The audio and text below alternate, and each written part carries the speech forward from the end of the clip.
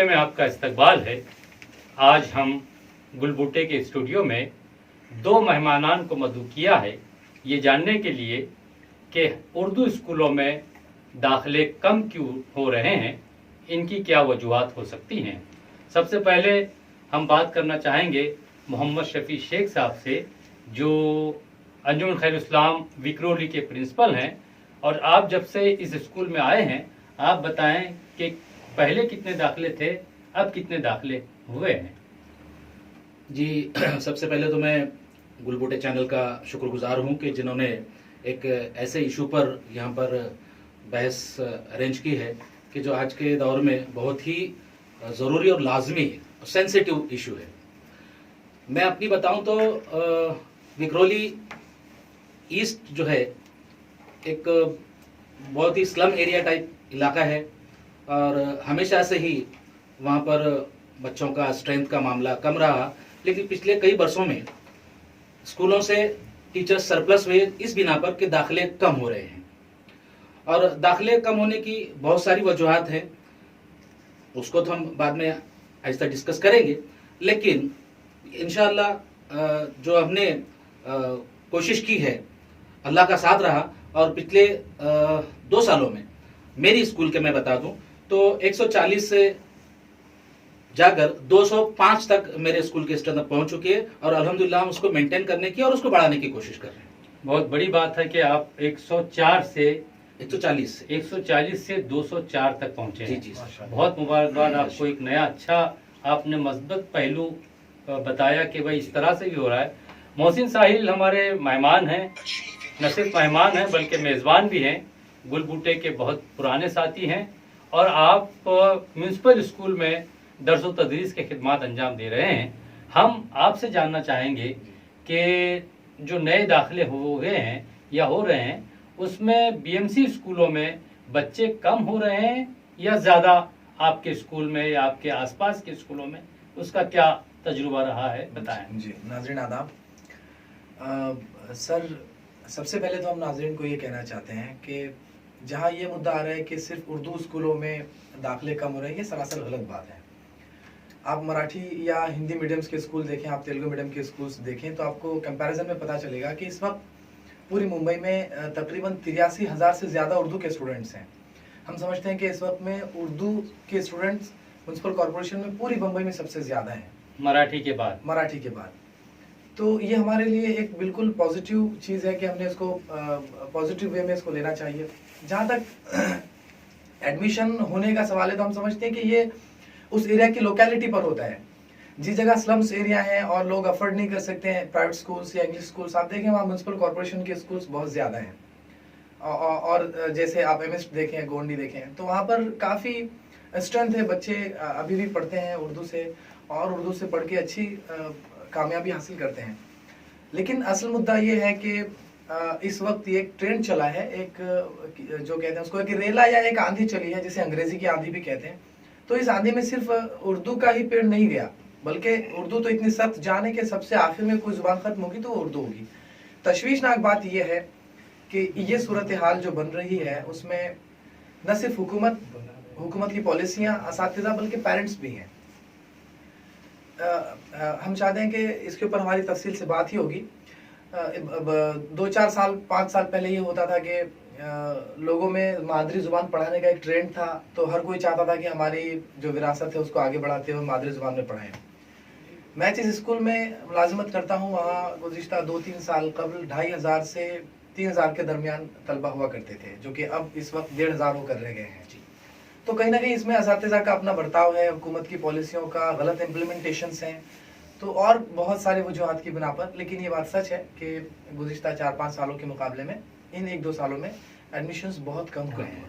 लेकिन जैसा आपने कहा कि उर्दू तलबा की तादाद दूसरे मीडियम स्कूलों से ज़्यादा है, दूसरे मीडियम से ज़्यादा है, लेकिन ये रेशो तो शुरू से रहा है। पहले तो 1 लाख से ज़्यादा बच्चे जो उर्दू में थे तो कम हो रहे, मतलब दिन ब दिन तादाद तो घटती जा रही है जी। और बीएमसी स्कूलों में क्या वजह है कि अच्छे असातिज़ा होते हैं, मेरिट वाले असातिज़ा होते हैं, उसके बावजूद भी वहाँ पर बच्चे कम आते हैं। जी बिल्कुल, मैं मुत्तफिक हूँ आपकी बात से कि म्यूनसिपल कॉरपोरेशंस के जो टीचर्स हैं वो पूरे महाराष्ट्र के सुपीरियर टीचर्स होते हैं। जी। दरअसल मुद्दा ये होता है कि हुकूमत जो पॉलिसी बनाती है इस वक्त में महाराष्ट्र का जितना गवर्नमेंट बजट तय करती है, एजुकेशनल बजट, लगभग उतना ही आसपास मुंबई कॉरपोरेशन भी बजट तय करती है। इसके बावजूद भी बहुत सारी पॉलिसीज भी बनती हैं, बहुत सारी फैसिलिटीज भी मुंबई में है, मुफ्त तालीम है, आरटीई है, लेकिन जो पॉलिसी कमरे में बनती है या ऑफिसर्स के पास या हमारे रहनुमाओं के पास जो बनती है वो ग्राउंड लेवल पर आते आते बहुत कुछ शक्ल अख्तियार कर चुकी होती है। पहली बात तो ये है कि अंग्रेजी और फैशनेबल एजुकेशन के चक्कर में हमने मादरी जुबान को लॉस कर दिया। इसकी और भी कई वजूहत रही। पहली वजह तो ये भी रही कि असातिज़ा खुद अपने बच्चों को म्युनिसिपल कॉर्पोरेशन में नहीं पढ़ाते, ऑफिसर्स खुद अपने बच्चों को अपने बीएमसी स्कूल में नहीं पढ़ाते। मैं समझता हूँ कि अगर हर स्कूल के हर टीचर ने अपने बच्चे को अपनी क्लास या अपने स्कूल में दाखिला करवाया तो ये स्ट्रेंथ अचानक बढ़ सकती है। इसी के साथ साथ मैं आपकी बात काटूं, आपका बच्चा इस लायक है कि वो अभी स्कूल में दाखिला लिया है या लेने वाला है? क्या आप अपने बच्चे को बीएमसी स्कूल में डालेंगे? जी हाँ, मैं अपने बच्चे को जरूर म्युनिसिपल कॉर्पोरेशन के स्कूल में डालूंगा और ये साबित करूंगा इंशाल्लाह कि म्युनिसिपल कॉर्पोरेशन के बच्चों में कोई फॉल्ट नहीं होता। एक अंग्रेजी पढ़ने वाले बच्चे का IQ लेवल उतना ही होता है। मराठी और जितनी जुबानदानी के अलावा जितने तलबा होते हैं, जितने टीचर्स होते हैं, सबका IQ लेवल, सबकी जहानत एक जैसी होती है। लेकिन हमारी जो सोच होती है, हमारी सोच ये कि 10वीं तक या 12वीं तक हम अंग्रेजी से तालीम हासिल करेंगे तो आगे कॉमर्स और साइंस करके हम उसमें अच्छा रैंक कर सकते हैं। लेकिन कहीं ना कहीं ये सोच गलत इसलिए साबित होती है क्योंकि फितरी तौर पर तालिब इल्म जो सीखता है उसके 4 उसूल होते हैं, 4 उसके पैरामीटर्स होते हैं। पहले तालिब इल्म तो सुनता है, सुनने के बाद उसका वो बोलता है, देन वो पढ़ता है और फिर लिखता है। जब तालिब इल्म मादरी जुबान में सुनेगा ही नहीं तो वो उसको मादरी जुबान के अल्फाज का इदराक ही नहीं होगा और वो उस चीज को सिर्फ वक्त निकालने के तौर पर वो उसका इमेजिनेशन अपने दिमाग में रखेगा और उसके बाद वो भूल जाएगा। वजह ये होती है कि 10 साल तक वो अच्छा बहुत सारा कंटेंट रट लेता है और वो वही तैयारी करता है जो एग्जाम्स के लिए जरूरी होती है। इसके अलावा उसके पास जुबान का या उसके पास अपनी तहजीब का या उसके पास एक नजरिया जिसको कहते हैं तालिब इल्म का एक नजरिया, वो तश्कील नहीं पाता। ये रिजल्ट हमको मिलता है 11th 12th में जब हम देखते हैं। आप रेशोज देख लें, जो उर्दू के टॉप बच्चे हैं वो अंग्रेजी के टॉप बच्चों से। बात को जरा यहाँ काट करके हम शफी साहब से जानना चाहेंगे कि आप ये बताएं कि आपके बच्चे उर्दू में पढ़े हैं या दूसरी जबान में पढ़े हैं? जी, सबसे पहले तो मैं मोहसिन साहिल साहब की बात को ही आगे बढ़ाता हूँ। जो आपका पिछला सवाल था कि तादाद तो कम ही हो रही है, जैसे उन्होंने कहा, तो वही मामला है कि घर को आग लगी घर के चराग से। भाई हम उर्दू की रोटी खाने वाले हैं, उर्दू की रोटी खा रहे हैं, लेकिन हम अपने बच्चों को अंग्रेजी तालीम दिला रहे हैं। अच्छा, जब सामने वाला ये देखेगा कि ये बंदा, साहब मैं एक और बात आपको इसमें ऐड करता चलूं कि मैं सिर्फ मुंबई में ही नहीं बल्कि छोटे से देही इलाकों में भी अपना काम कर चुका हूँ। पिछले 28-29 सालों से मैं ये काम कर रहा हूँ। तो इसमें से तकरीबन 25 साल जो है मैं कोकन जैसे इलाके में, बहुत ही इंटीरियर इलाके में या छोटे कस्बे शहरी इलाके में भी काम कर चुका हूँ। सब जगह ये मामला है। कुछ जैसे कॉरपोरेशन हो या जिला परिषद हो, वहाँ के जो असातिज़ा हैं अपनी स्कूल को जब ड्यूटी पर निकलते हैं तो अपनी बाइक पर अपने 2 बच्चे बिठाकर पहले जाते हैं वो अंग्रेजी स्कूल में बच्चों को ड्रॉप करते हैं और फिर जाकर अपने स्कूल में अपनी ड्यूटी निभा रहे हैं। सही है ये। तो जब लोग देखेंगे आपको कि आप अपने खुद के बच्चे को एक अंग्रेजी स्कूल में जो है ड्रॉप कर रहे हैं और खुद जाकर जो है अपनी ड्यूटी निभा रहे हैं, तो वो क्या सोचकर आपके अपने बच्चों को आपके स्कूल में भेजेंगे।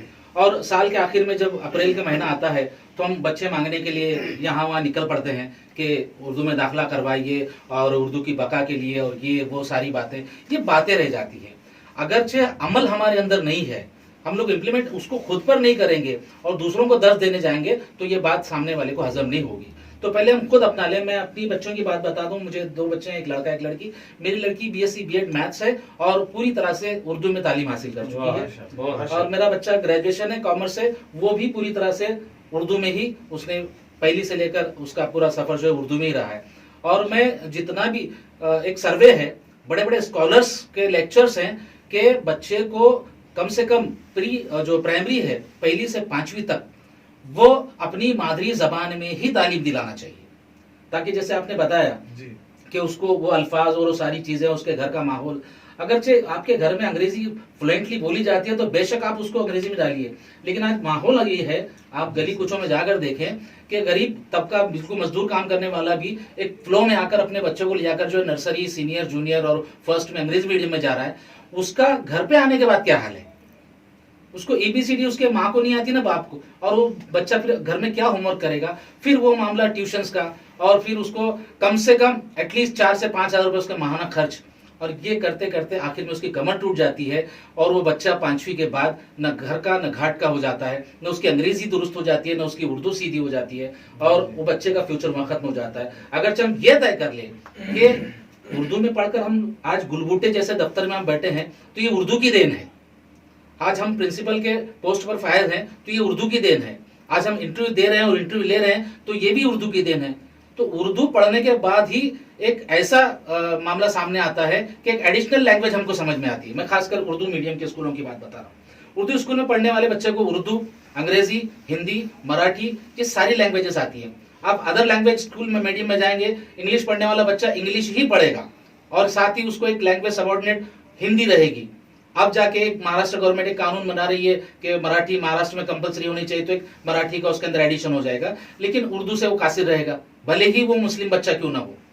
और अभी हमारे अदारों में ये चारों लैंग्वेज के साथ साथ अरेबिक यानी दीनियात एक ऑप्शनल सब्जेक्ट जो है, दीनियात पर भी जो है जोर दिया जा रहा है, और बच्चे को एक ओवरऑल डेवलपमेंट के थ्रू पूरा इंसान बनाने की कोशिश की जा रही है। शुक्रिया शफी साहब और मोहसिन साहिल साहब। मोहसिन साहिल अपने बच्चों को उर्दू में तालीम दिलाने का वादा कर रहे हैं। शफी साहब ने अपने दोनों बच्चों को उर्दू में तालीम दिलाई है।